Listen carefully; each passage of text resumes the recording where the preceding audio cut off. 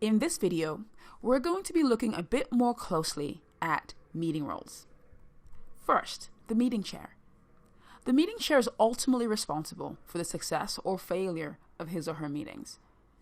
It is your role as the chair to define the objectives, define the agenda, agree who should be attending this meeting, basically everything we discussed in the preparation slides. Now, I'm not saying that you should do this unilaterally, but you are accountable for ensuring this is done well. For a team meeting, the meeting chair most likely will be the team manager or team leader. It's a very difficult role to delegate, and if you were to delegate it, that person sitting in on your behalf would be a facilitator while you're there, because ultimately you have the right of veto in your own meeting. So it's important that you understand how serious and how heavy this role is, but also how much flexibility you have in defining what you want to do as a meeting chair. Other key roles of the meeting include the note taker. This person is appointed by you or agreed with you and your team to capture the actions, take minutes if you have any minutes, capture any issues or risks, document that and put it in a central place that the team can later get access to. Your timekeeper, again a member of your team, appointed to make sure we stick to time. This is not a necessary role like the note taker, but you may want to have a timekeeper if your team has a consistent issue with keeping to schedule.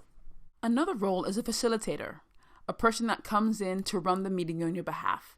This is less likely to be needed in your regular team meetings, and we'll talk more about the need of a facilitator later on. And finally, you may want to get an observer, someone not from your team who sits in and takes a look at the meeting and gives you some feedback on how well you're running it. This won't be someone that will be coming to every single one of your meetings, but could be a coworker who's not part of your team or even a third-party consultant just to come in and give you that feedback if and when you think it's necessary. So here are some tips for assigning roles within your team. First of all, the chair is always responsible. Second, consider rotating key roles around your team. So not having one dedicated or committed note taker, but allowing different people in your team to pick that up. Also, pitch these roles, the note taker, the observer, the timekeeper, as being very important.